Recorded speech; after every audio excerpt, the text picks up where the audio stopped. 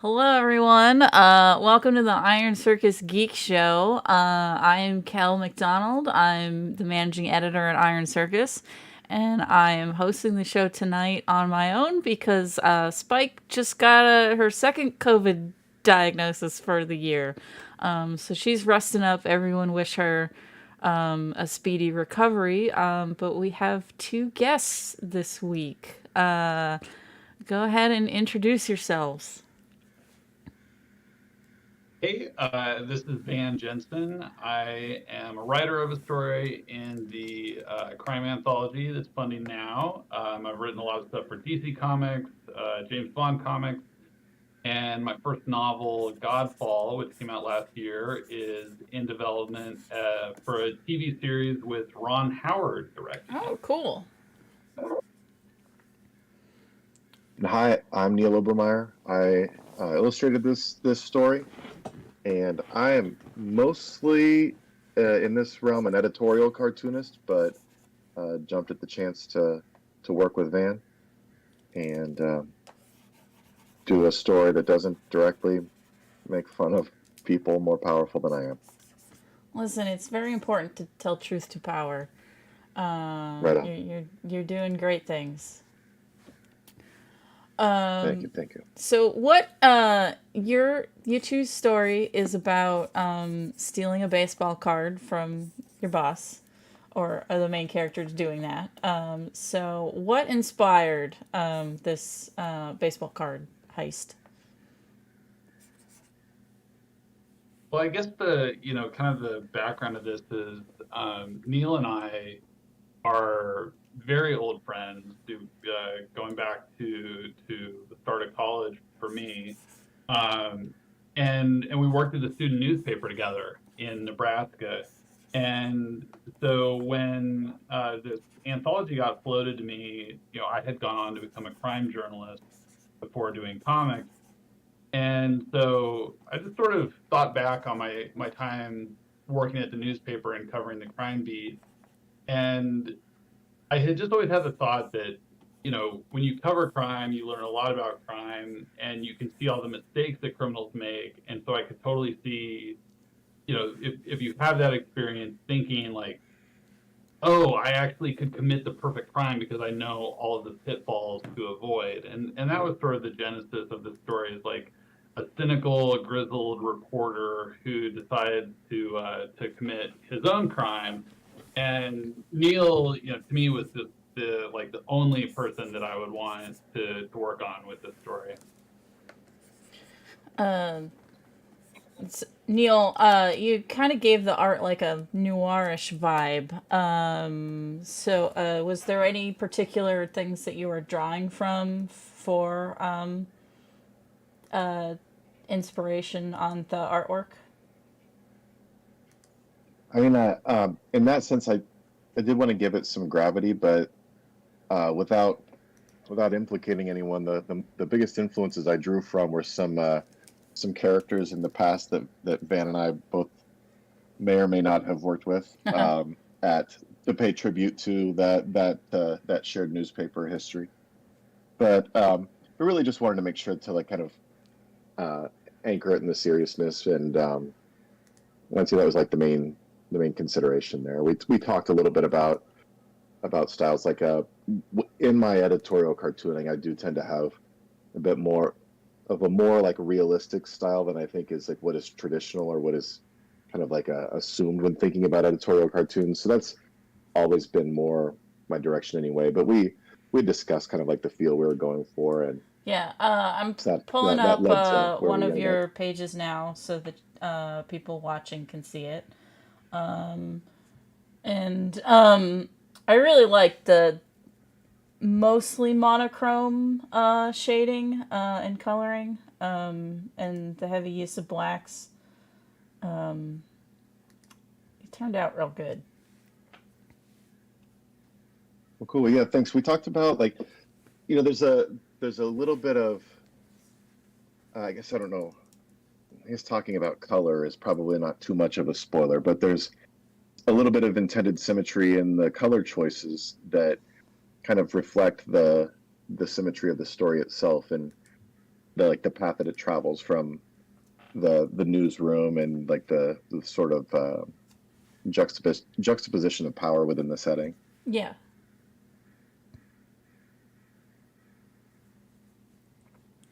All right. So Yeah, I think you killed it on the art, Neal. Yeah. I mean, so Neal, like, what people don't know about Neal, I mean, Neal has this incredible career as an editorial cartoonist for several different papers. But he started out making comics. Like, Planarian Man was high school, right, Neal, when that started?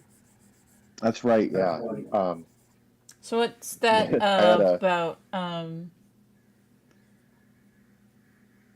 So that was a newspaper show. I actually don't remember like where.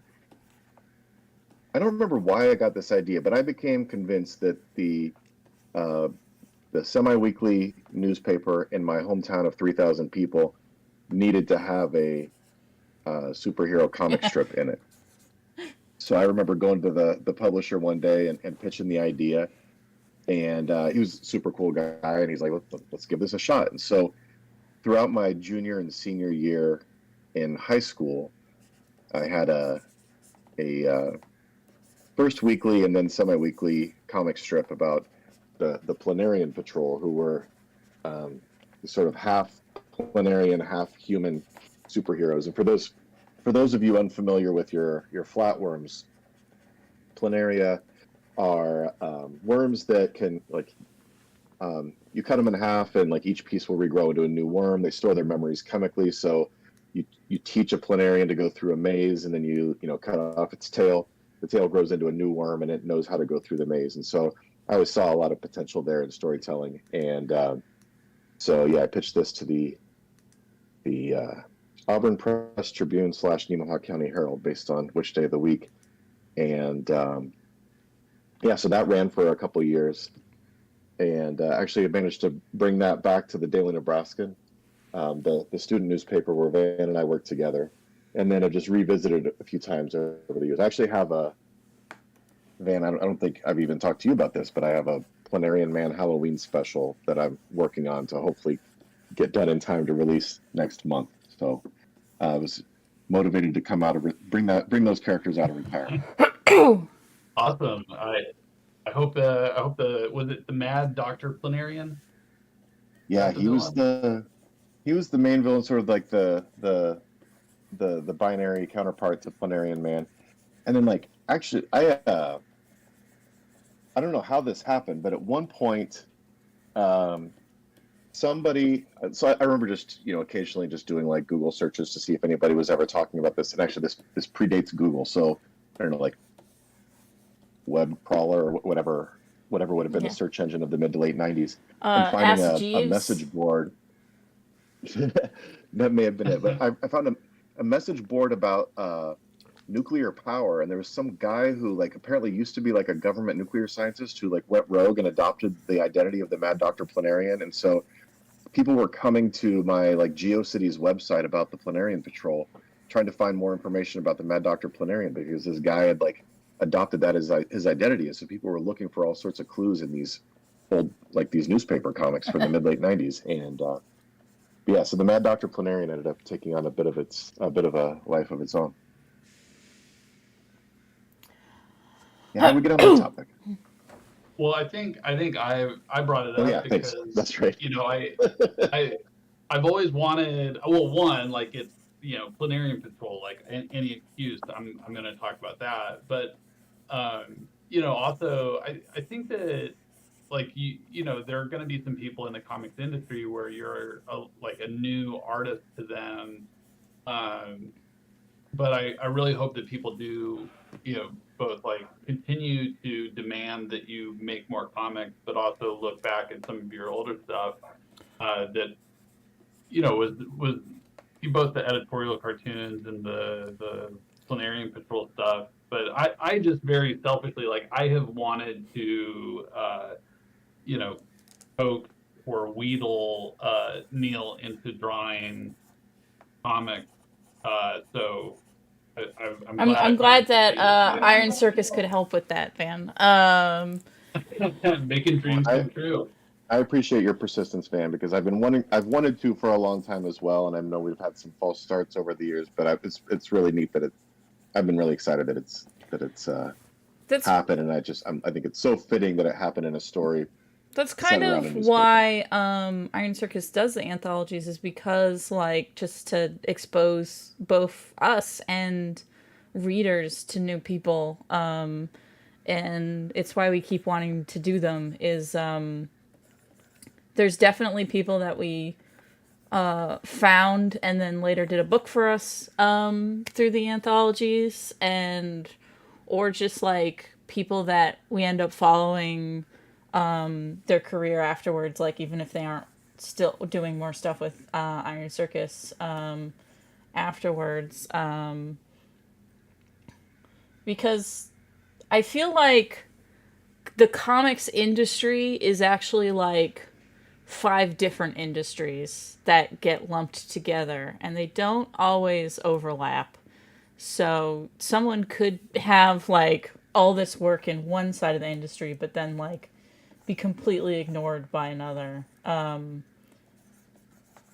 it's but kind of fascinating, but also like, man, I wish I knew about these more stuff that was coming out, and had time to explore it all.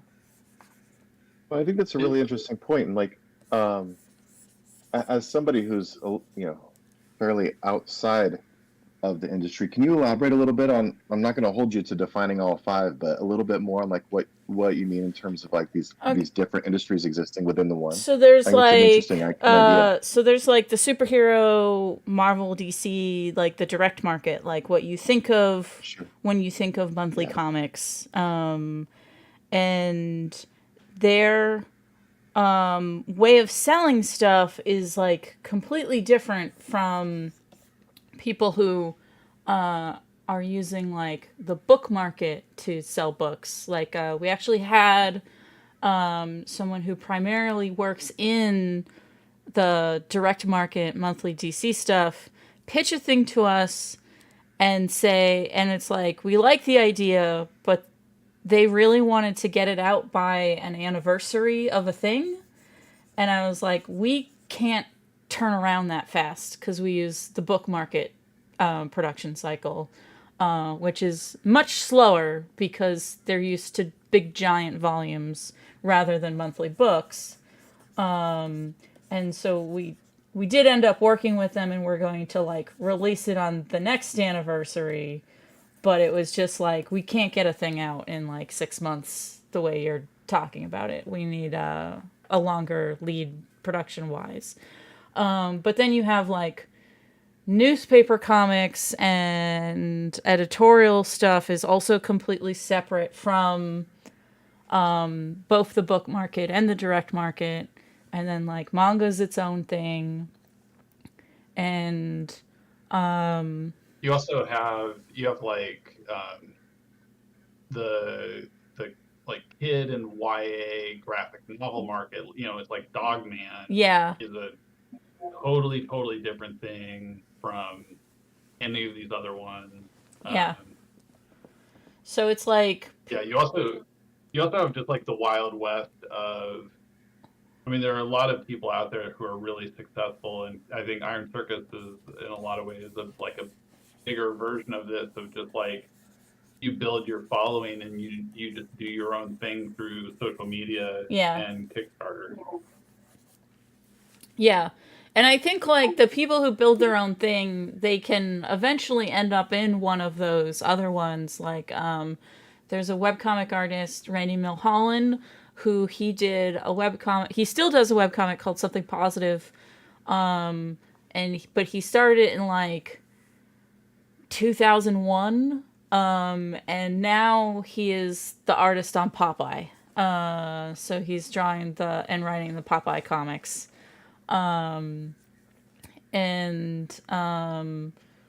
then you have people like Faith Erin Hicks got started with like webcomic stuff in the early 2000s and moved into that sort of YA book market stuff.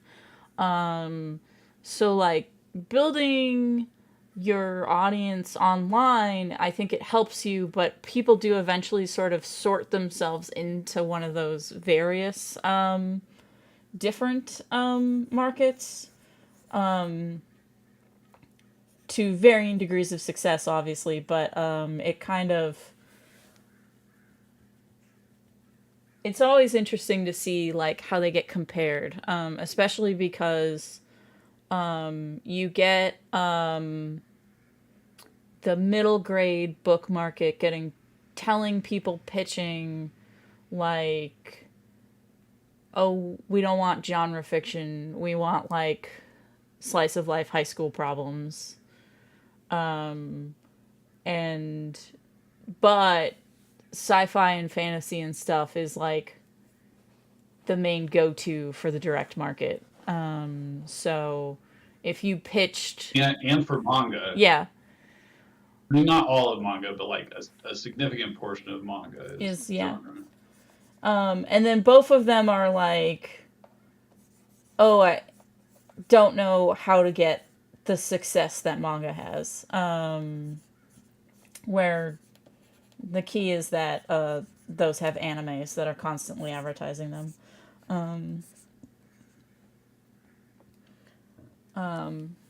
So yeah, so it is kind of interesting how they get sort of subdivided. Thank you for indulging me on that question. That was interesting. Thanks. Yeah. Yeah, I have someone in chat saying lots of books about middle school stuff. The middle school stuff books are like the king of the book market right now. Yeah, there's a like YA book for, you know, any like school activity that you would have in middle school, like Yeah. band, any sport, any club, like there is that theme graphic novel. Yeah. Which, you know, that's great. Like I am all for finding audiences. Yeah, I just the one thing that I think is a little frustrating is, as far as, because the industry is so divided, like you have people who are mostly focused on adult books, because that's mostly direct market stuff and therefore mostly genre fiction. The kids that are enjoying those middle school books, what do you give them when they're out of middle school? Yeah. That so I've had a conversation with the publisher about this recently, and I feel like Neal, you and I were even talking about this. So Neal and I, when we went to college together, like I had read comics as a kid and I didn't have access to a lot, but then I went to college in Lincoln, and Neal and our friend John Wen, I don't even know how you guys figured out that I like comics. Maybe I saw you guys reading a comic and we had a story like, oh, you like comics? I like comics. Oh, yeah, I don't even remember how it started. Maybe just assume like that guy looks like he probably likes comics. Probably like, oh, you totally read a lot of comics. But they pulled me back into reading comics and going to Traded Tape in Lincoln, Nebraska. We would buy our comics on Wednesdays and then go to the Euro place and trade comics and eat Euros. But we were even having those conversations about, like, you know, with DC, Marvel, and then the independents that serve the direct market. So your Dark Horse, your IDW, your Image, like those publishers, at a certain point, and I don't know exactly when it really became entrenched, but it feels like it was like the late 90s. They just kept serving the same audience. Mm-hmm. And so it was like, this has to get more serious, and this has to get more adult, and this has to get more sophisticated. And then, you know, every once in a while, Marvel or DC would make some kind of like, but it'd be like, oh, here's a really lame ass kids version of Justice League. But like, kids don't want to read a lame-ass version of Justice League. They just want to read Justice League, right? Yeah. Yeah. So they just cut off any potential of a next generation becoming, direct market comic book readers. And what's crazy to me is, so I have two kids, they're grade school age. Um, they read the hell out of graphic novels. Like they read so many graphic novels. All of their friends read piles and piles of graphic novels. Like all of the grade school age kids that I know Mm-hmm. are just destroying comics. And they can graduate from that to some of those middle grade books. They can then get into manga, but like after manga, to your point, Kel, there's nothing. Yeah, like, well, so if they do end up getting into manga, there are adult mangas for them. Um, like, they're harder to find and they're not as popular, but they do get published. But if you have someone who doesn't make the jump into manga, for whatever reason, and they really like Smile, or they really like, there's a middle grade thing about a queer girl joining like the cheerleading squad, Yeah. so books like that. If once they're in college, there isn't really any slice of life stories, and when I was last talking to someone about this, they brought up like, yeah, mix DC's like comics for girls thing came too late. I was like, no, because even that was still aimed at teen girls, not at like 20-year-olds. And I was like, Yeah. what I was thinking in my head was, so there's a manga, Takareba Girls, which is basically like Sex in the City. They're all like Japanese ladies that are single and are about to turn 30 or are slightly older than 30, and it's their like dating misadventures. And there's no like American equivalent of that, but like if you were someone who really liked Smile and for whatever reason is ignoring manga, and then you get to college, something like that would be like in their vein of interest, because they want those like lighter slice of life stories, whereas the adult graphic novels out there are usually very heavy, important topics, but like they're not Yeah. like beach reads. I I have a theory about like just I think where a lot of problems in the American comic book industry trace to, and I really saw it in looking at Japanese, manga shops, where it's like you have all generations coming in and finding something to read, and it's like you can literally see people going from like 5 years old to 90 years old, um, as they like age up through the different sections. And also, if you go to bookstores in Western Europe, you'll see the same thing with the different albums. Um, it's just there's something for everyone. You see people of all ages. And it's like, well, what's different about the United States? And what I always come back to is the whole seduction of the innocent. Yeah, the Comics Code Authority. The Comics Code Authority. Like, comics started in the U.S.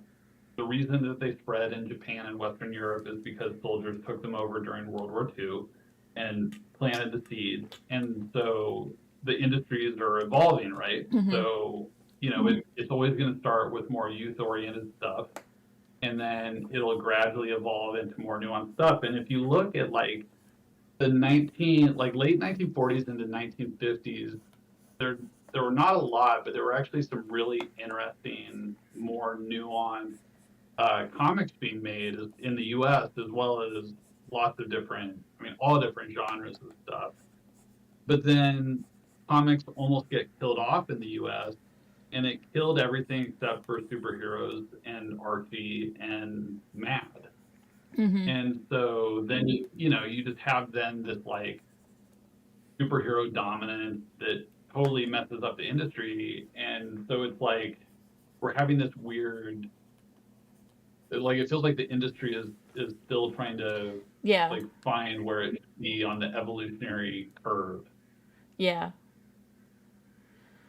And it's also like I'm starting to see like different things break through, oddly enough, because of webtoons.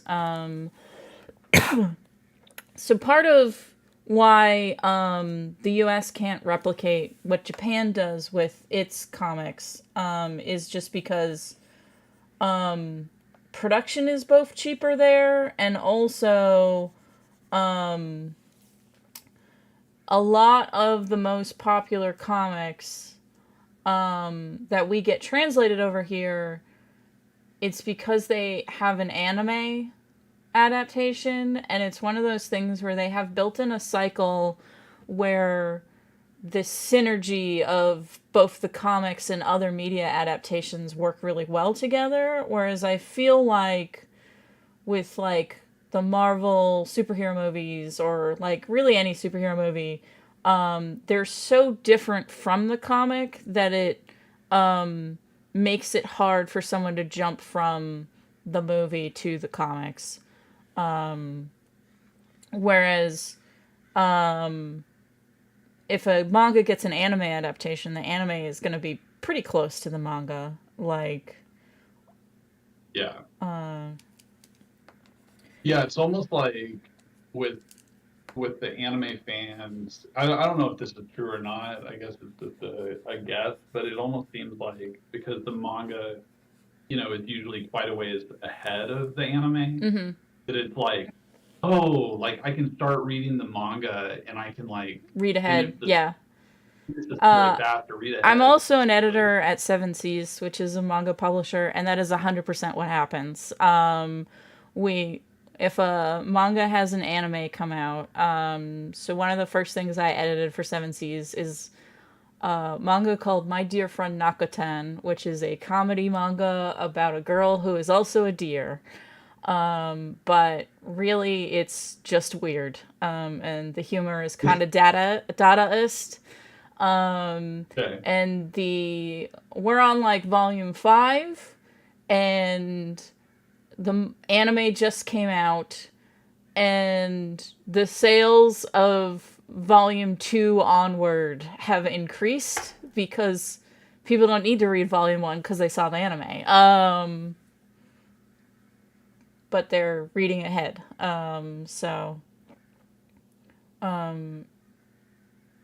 It is kind of like that sort of cycle of like, oh, now I can read ahead and figure out what happens next. But then the anime adapts the next season, and that's still like fairly accurate to the manga. So people who were maybe not sold on it for season 1 of the anime and then jump into season 2, they can pick up where the manga is ahead too. So they're kind of always advertising one another in a way that we don't get with American adaptations of comics. And Kel, I want to jump back to a point you made about the like the cost of production, of comics outside the U.S. and also tying that to webtoons, because as we talked about, I'm not in any way an insider, but coming from the world of editorial cartoons, like I've always been fascinated on a more like almost like operational side around the disposability of the work that I do in an editorial cartoon, but also how that ties to like early comic books, where it's like these things were so cheap, and the whole idea is you just crank them out because something else will be in its place. So it's like, I know Dan, I'm sure, has heard me talk about like the comparison between editorial cartoons and like pop music, where it's like the idea is you are spending all this time to create something that is so inherently tied to a moment, knowing that it will be shoved aside like the next day. Yeah. Like when you're creating for a newspaper, like it is like you are trying to make an impact that day, and then the next day there's something else will take its place.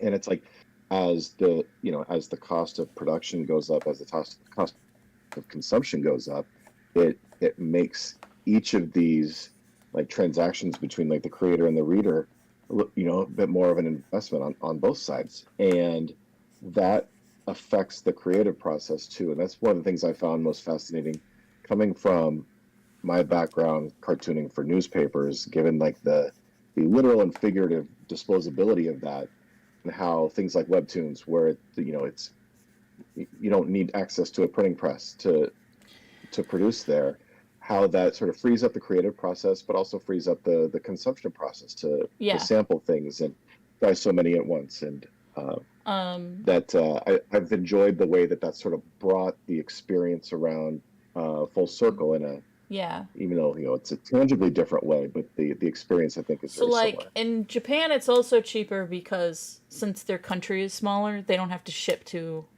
like shipping is cheaper for them.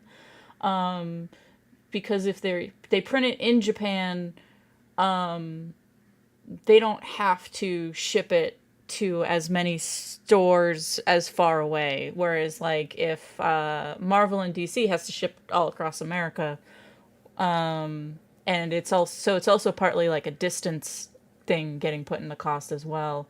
And then a lot of manga, the first time it's printed is on like newsprint rather than like really nice paper, like a lot of American comics are on. So yeah, so it's like Webtoon is starting to make a break into cheaper productions in the US. And I think also some of those, because Webtoon is focusing so much on like romance comics, they're also starting to give the kids that read Smile and then grew out of that age group something to read that is closer to the slice of life problems they want to read about. And so it's Webtoons is good in that sense, but also they're underpaying people and giving them atrocious deadlines, so they're bad in that sense.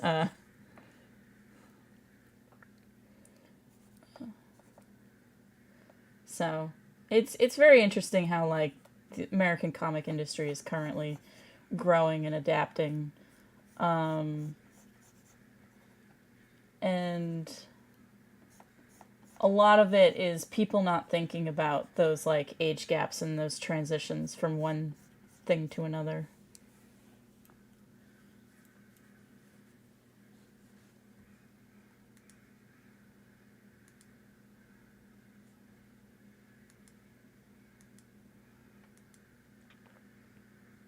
I miss I know that old people like longing for their childhood is not a unique thing here, but I love the experience of like discovery of like going with my mom to the drugstore in town and just seeing what comics were on the rack. Like that was my entry point.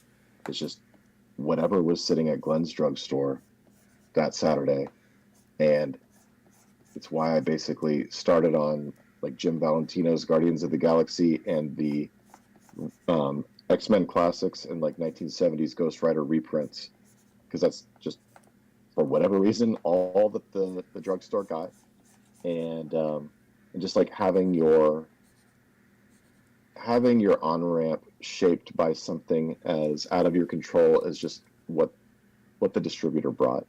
I just think there's a romance to that. Yeah. There's a little bit of It's like that.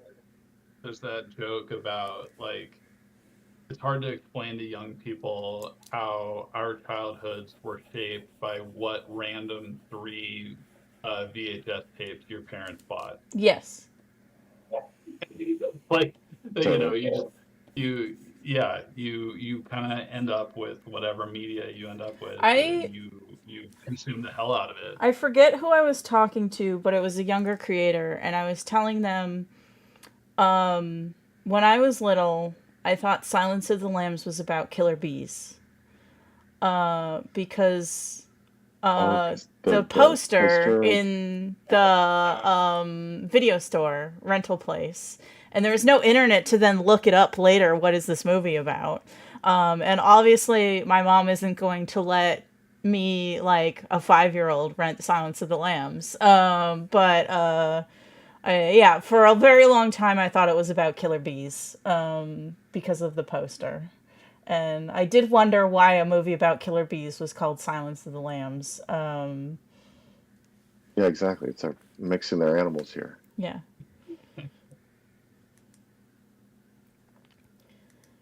Yeah, I think for us it was like I think it was like in the summer of '89 or so.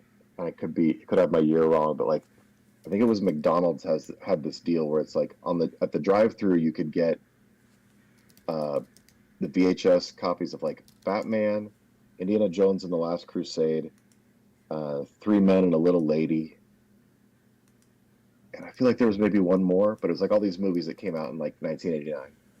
And so my sisters and I just like watched nothing but those for years. Mm-hmm. And just like that was just like what our concept of movies was shaped by, based on the McDonald's drive-through promotion. Yeah, we we had we had some random stuff because my family was going back to the silent film era. My family was a movie theater family, and it had closed by the time I was a kid. But my grandma was one of the first people to get a satellite dish, and it was like the satellite dish takes up your entire yard. It was so big, and she would tape stuff. But it was really random stuff and a lot of older stuff. But the ones I remember, like probably the movie that to this day I have seen the most number of times is North to Alaska, which is a romantic musical comedy starring John Wayne. Huh. You sure this is real, Van? Look it up. That I sounds I swear. wild.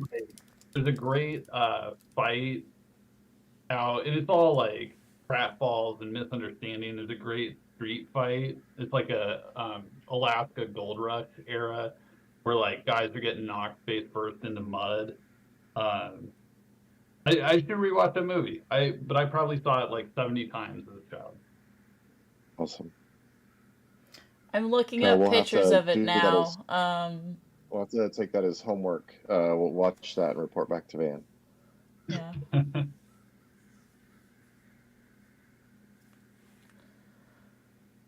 So I watched too much TV as a kid, so a lot of my childhood is what was on TV at that random moment. 'Cause there were certain TV channels that would just replay the same movie over and over again for like a month. Um,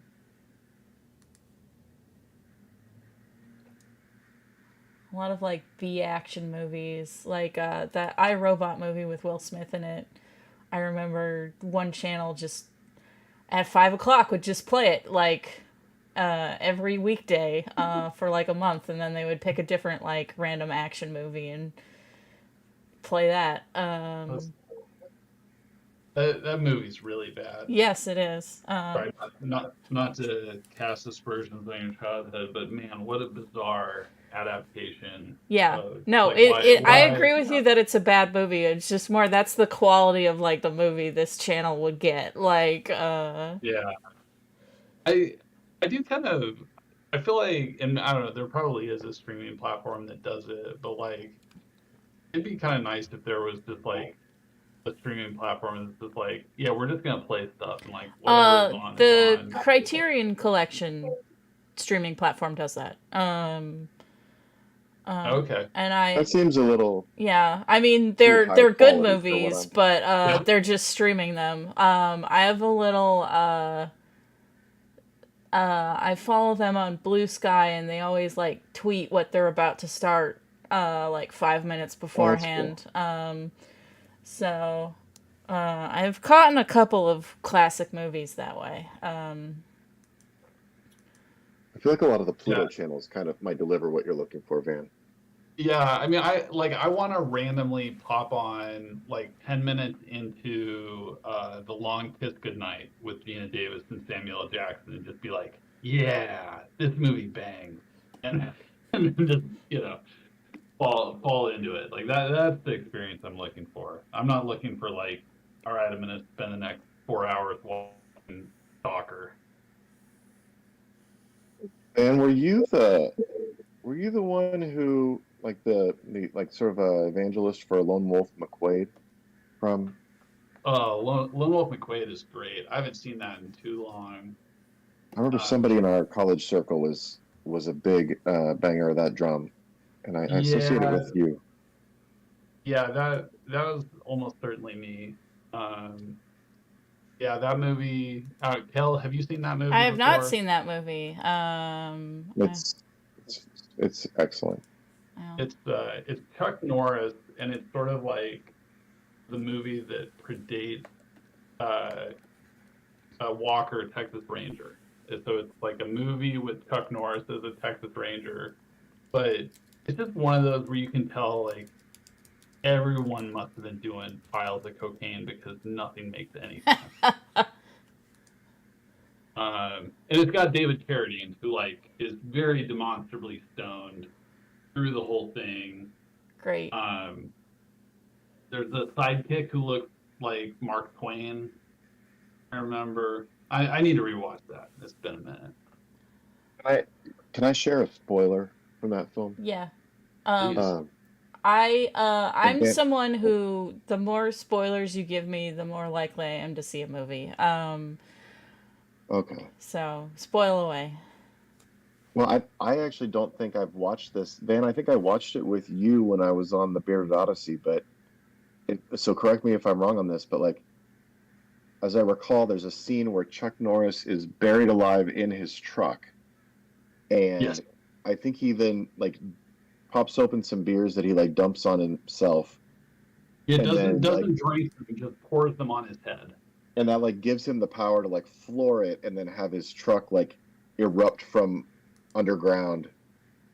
That powered the truck to like burst forth from its grave there. And is that about right, Van, or have I just like sort of Yeah, yeah. He's embellished this thing? buried under literal tons of dirt, and has such an awesome truck that with the power of beer on his head, His beer sweat, and he not only beer shot. erupts out of the earth. My memory is that he like the truck shoots up out of the ground and then like runs over multiple bad guys. Yeah, it's pretty good. It might let us know when it's on the Criterion channel. Like, I mean, don't get me wrong. I love good art, but there's something about Oh, there's something you know great about old terrible movies. So because my personal comics are mostly about werewolves, I have a fan Discord, and for like people who back my Patreon, and one of the things that I do in there is every full moon I will play a werewolf movie, and we've run out of the good ones, so now we're just watching trash. And there's Please tell me Brotherhood of the Wolf. we have already watched that one, so we have seen the titty fade into is that before or mountains. after you crossed over? Oh, I forgot about that. That's the most memorable thing about that movie is the titty mountain fade. Well, actually, I should say I forgot that I had seen that movie until you mentioned that, and it's like, oh, that's right, I have seen that movie. But so I found. Actually, I think you're the one who encouraged me to watch that. I'm sure I did. So we recently watched one called "The Beast Must Die," which is about a billionaire invites a bunch of possible murderers to his mansion, locks them on his, like, estate compound, and is like, one of you's a werewolf and I'm gonna hunt you. And that's the whole movie. Figuring out which of these murderers is a werewolf, and also the billionaire is going to hunt them once he figures that out. Wait, what's that called again? Because that seems familiar too. The Beast Must Die. Beast Must Die. And it's a 70s movie. I just Oh, well, find the werewolf in the poster looks like a really kind of a cute dog. I like obviously I spend all my time writing and storytelling, and so there's so much stuff that I'll watch where I watch the first 5 minutes, and especially if I've seen a trailer, it's just like, oh, I know exactly what's gonna happen. Like I see all I see all the moves that they're laying out, and I can just tell you like minute by minute what's gonna happen in the rest of this movie. Because I don't know, it's a lot of writing. Mm-hmm. It's not necessarily formulaic. It just follows patterns. But really bad movies, they're just batshit, right? Like I don't. Have you seen Birdemic? I tried to watch Birdemic, and that was one where it was like, I feel like if you're intentionally trying to be bad, it doesn't quite. I don't think the creator of Birdemic was trying to be bad. I think he was doing his best. Okay, I couldn't quite tell on that one. I thought maybe it was like, while he has embraced that people watch it to make fun of it, like, so one of my friends went to a screening of Birdemic where the, like, director was there, and he gave a speech and was like, well, you all maybe will laugh at the movie while you're watching it, but when you go home, you'll think about the message. And I think the fact that he is, like, that sincere and cares that much about the message of the movie is like, oh, he was trying very hard to make a good, like, important movie. Okay. Yeah. Well, I remember watching, for years people had told me about Troll 2, and I finally watched it, and I don't know if either of you guys have. I've seen that, and I've seen the documentary about making it. Right, both absolutely worth watching. Troll 2, like, as it progresses, it's like people are gradually turning into, like, vegetable monsters. Yes. And I'm watching it, and I was like, talking to the buddy I was watching with, I was like, I think that the people, the director and writer of this movie, I think that they hate vegans. They hate vegetarians. Like, that's specifically what they said, is they hate vegetarians. Yeah, and then like you watch the documentary, and they literally made the movie as an argument against vegetarianism. like that's so earnest. Whereas Birdemic is all about that we have to stop climate change. Well, that's good. Yeah, that's what makes the birds go crazy is climate change. And we need to prevent climate change so the birds don't go crazy and kill us. I like it. All right, I might have to revisit Birdemic.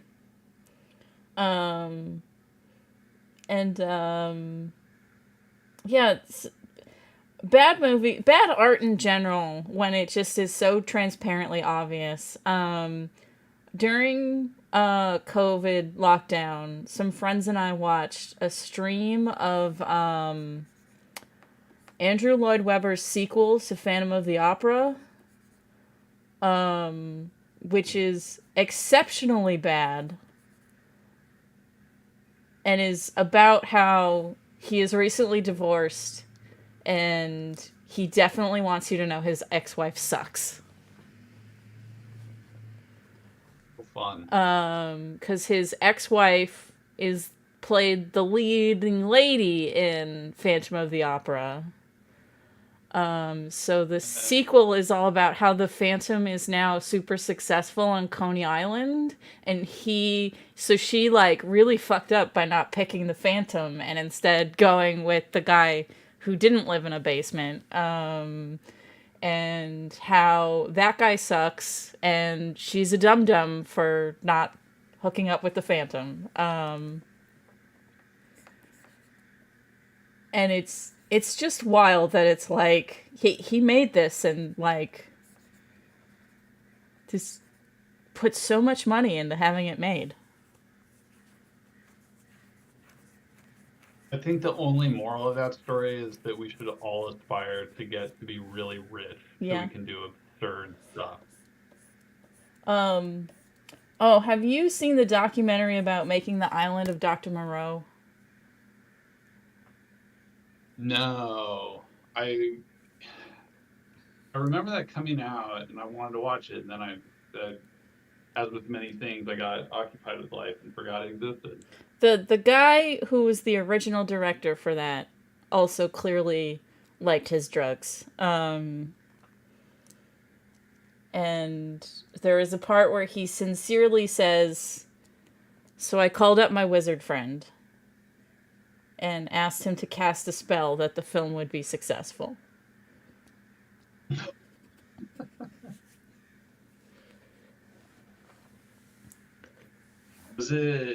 Was Richard Stanley the original director, or was it John Frankenheimer? I forget which one. I really only remember the original director by the fact that he has a wizard friend. Yeah.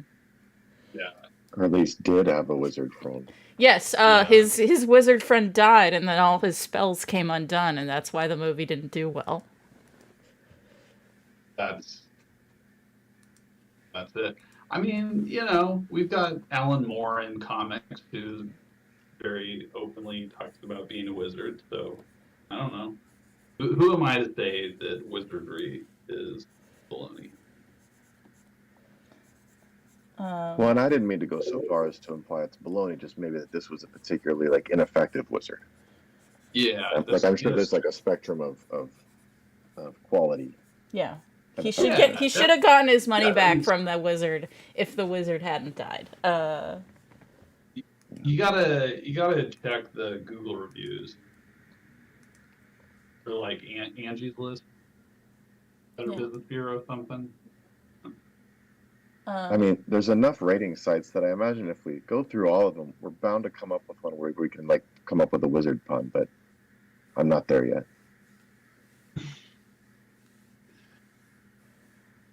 Someone in the chat, to go back to The Beast Must Die, someone in the chat is pointing out there's a moment right before the end of the movie where the movie pauses for 60 seconds so you as the audience can try to guess who the werewolf is. Oh, that's fantastic. It's great. I tell you, the most I've ever like felt joy watching a movie was the end of Hard Target, which is a Jean-Claude Van Damme vehicle, where it's like it may be the plot of Beast Must Die brought this up for me, but it's him. He's like on the run from these rich people who hunt humans for sport, and it's the movie in which Jean-Claude Van Damme plays a like bayou guy with a Cajun accent, which it's worth it for that attempt. His attempt at a Cajun accent. Right, and it's the one where he punches a snake to death, among other things. Oh, excellent! But the very end of the movie, I think it's Lance Henriksen is the bad guy, in my memory. But anyway, the very end of the movie is just like Lance Henriksen throws a grenade at Jean-Claude Van Damme, and Jean-Claude Van Damme catches it and then throws it back at him. And he catches it and decides to unscrew the fuse out of the grenade. And so it's like this huge action movie all the way through, and the very end of the movie is just Lance Henriksen like very intensely like, oh, like let me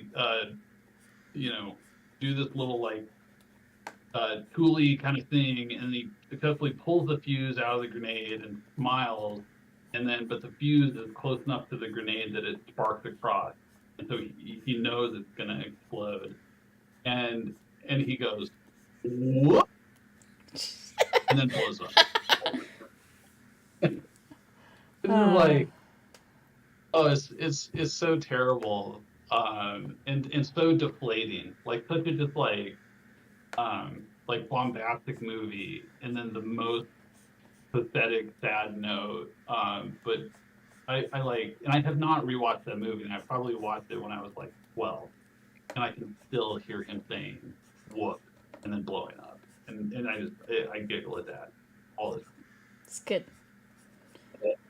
I really like Jupiter Ascending.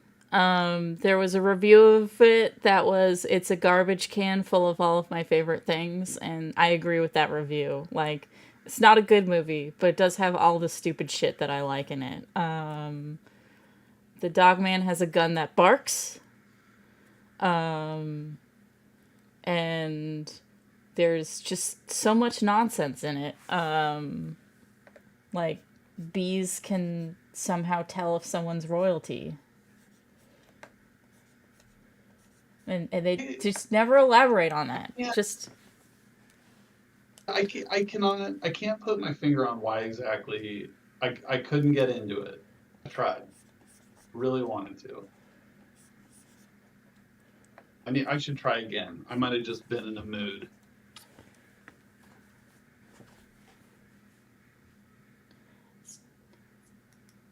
it's just like, I think it should have been 3 movies. Is its main problem, is that it's, if there was more nonsense, I think it would have done better. But kind of stuff happens too quickly for the nonsense to land as much as it should. But Yeah, I mean, even I think it's true of a bad movie, a good movie, any kind of story, but like a really tight premise is just so essential. mm-hmm. And I find myself like, the more that I age as a writer, the more that I don't want to do anything like.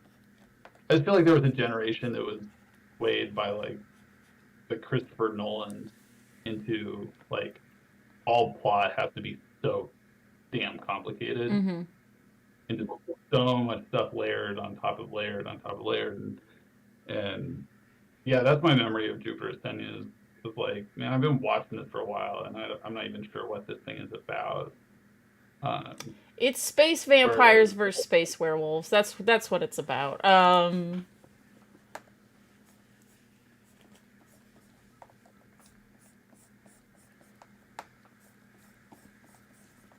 Man, why didn't we put any werewolves in our story? We should do We'll do the sequel. Yeah. Oh, werewolves are cool. Werewolves are always Maybe we could, I don't know, is it too late to do an incentive for the book where we had a certain threshold, we do like the alternate werewolf based ending? Spoiler alert. It's the same exact thing. just Same in exact the thing, last except he's a panel. werewolf at the end. That's yeah. Good. It could be. Can it be a like? I know we do. Not we, but like comics as an industry, venticular covers. Like, let's do a venticular page where you look at it one way, it's a guy. You look at it the other way, the werewolf. Seems like a good use of money. Yeah, definitely. Like, I think that is definitely something that we could do, especially since you have the like monochromatic shading. You could like have the shading make him turn into a werewolf.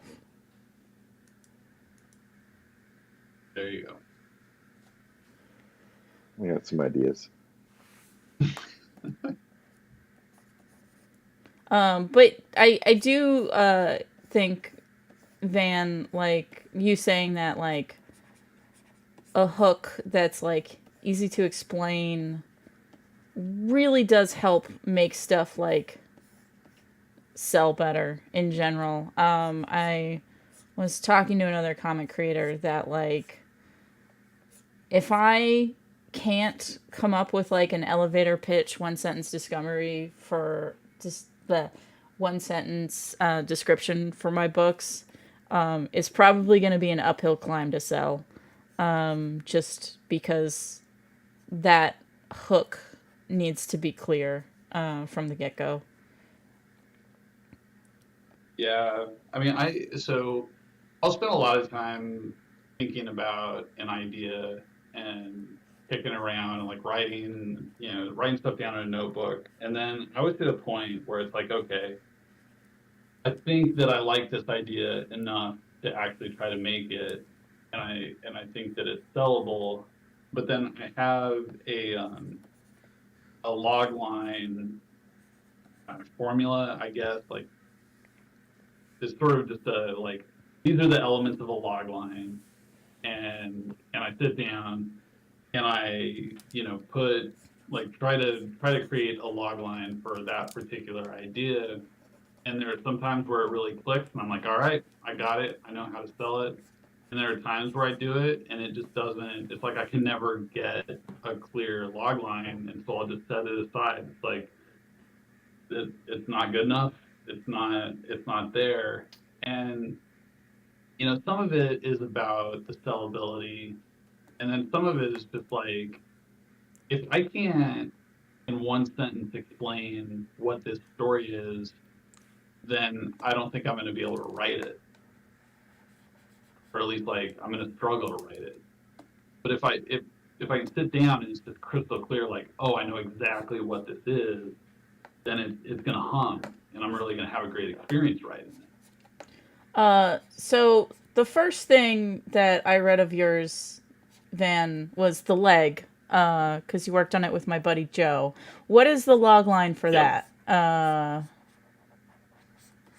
The disembodied leg of Santa Ana adventures across 1930s Mexico, attempting to restore its legacy or something like that. I don't know. That definitely predates me thinking about the sellability of projects, because that is the most non-commercial. Hey, you had me at disembodied leg of Santa Ana. I mean, I love the book. Like, don't get me wrong. It's actually sitting on my nightstand, man. Yeah. We mean to go back for a reread. It was a ton of fun to work on, and gosh, Joe drew the hell out of that book. Yeah. Not nominated for an Eisner. Yes. Best colors. Only, yeah, for the colors. The only book I've done that's had an Eisner nomination. I think in the discussion about, if I may like paraphrase, is like movies that are so bad they're good. For me, like the thing that really differentiates them is like some movies are bad because like they don't know what they're trying to do and they do a poor job of it, or maybe they don't know what they're trying to do and they execute well, but the idea is flawed. But the movies to me, like Lone Wolf McQuade as an example, that are so charming no matter how like cheesy and bad they may be on many measures, is like they know what they're trying to be, and like the execution may suffer, but it's like they're just so earnest that is just, it's so endearing that it's what sucks me in. And so I mean, it speaks to the strength of the well-formed underlying idea, just knowing what it is you're trying to be. You may swing and miss on some of the execution, but the idea and the heart underneath can be so powerful. So it is 7:00 my time, which means we've been going for roughly an hour. And Van said that he has to prep for hurricane stuff. Yeah, we have Yeah. Hurricane Helene. Oh, that excuse again. Yes. Bearing down. So we should probably wrap it up here. Van, where can people find you on the internet? vanjensen.com, and I guess I'm on Instagram. I don't use it a lot. And then I also have a Substack that I barely ever use. Sorry, was that a great sell or what? Hey, my usual sell Tell is me I hate more. all social media, so just go to my website. But Neal, where can people find you on the internet? I'm going to give you two sources, neither of which we've discussed this evening. On Instagram, you can find me at Today's Fast Food, where I do my best to document my regular consumption of fast food, wherever I may find it or it may find me. And then I also do an electronic music radio show. It's called Radio Free Robot, music by robots for robots. And you can follow that on Mixcloud. It's mixcloud.com/Radio Free Robot. This is the Iron Circus Geek Show. You can find all of Iron Circus's comics at ironcircus.com. We are also on Blue Sky and Twitter and all the other social medias. Currently, we have an anthology called Perfect Crime Party funding on BackerKit.